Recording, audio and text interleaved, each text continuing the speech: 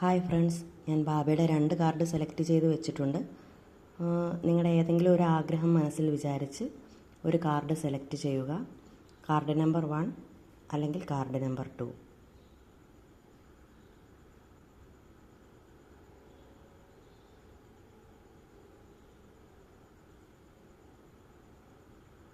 Okay, select ചെയ്തെന്ന് വിചാരിക്കുന്നു.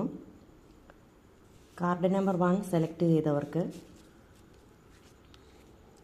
ധുനി. നിങ്ങൾ ഒരുപാട് വിഷമത്തിൽ കൂടി കടന്നു പോകുന്നുണ്ടെങ്കിൽ അത് എല്ലാം അഗ്നിയിൽ സമർപ്പിക്കുക എന്നുള്ളതാണ് കാണിക്കുന്നത്. അഗ്നിയിൽ സമർപ്പിക്കുക എന്ന് പറഞ്ഞാൽ ഇല്ലാതാവുക, പുതിയൊരു തുടക്കം. നിങ്ങളുടെ ജീവിതത്തിലെ എല്ലാ നെഗറ്റിവിറ്റിയും ഇല്ലാതാവുന്നു എന്നുള്ളതാണ് കാണിക്കുന്നത്. എല്ലാം എരിഞ്ഞടങ്ങുന്നു. നിങ്ങളുടെ ജീവിതത്തിലെ എല്ലാ നെഗറ്റിവിറ്റിയും എരിഞ്ഞില്ലാതാകുന്നു. നിങ്ങൾക്ക് പുതിയൊരു തുടക്കം ഉണ്ടാകുന്നു എന്നുള്ളതാണ് കാണിക്കുന്നത്. പിന്നെ വേറൊരു അർത്ഥം കൂടി വേണമെങ്കിൽ പറയാം.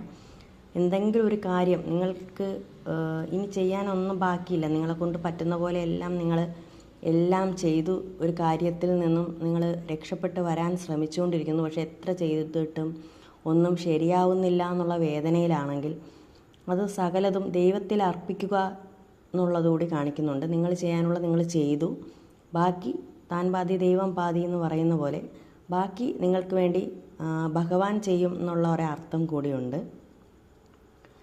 ഓക്കെ, ഈ സെക്കൻഡ് കാർഡ് ചൂസ് ചെയ്തവർക്ക് അബണ്ടൻസ് പോസിറ്റീവ് കാർഡാണ്. നിങ്ങൾ എന്ത് ആഗ്രഹിക്കുന്നോ അത് ആഗ്രഹിക്കുന്നതിൽ കൂടുതൽ നിങ്ങളെ തേടിയെത്തും എന്നുള്ളതാണ് കാണിക്കുന്നത്. നിങ്ങൾ എന്ത് വിചാരിച്ചാലും അത് നടക്കും എന്നുള്ളതാണ് സെക്കൻഡ് കാർഡ് ചൂസ് ചെയ്തവർക്ക് വന്നിരിക്കുന്നത്. Okay, thank you.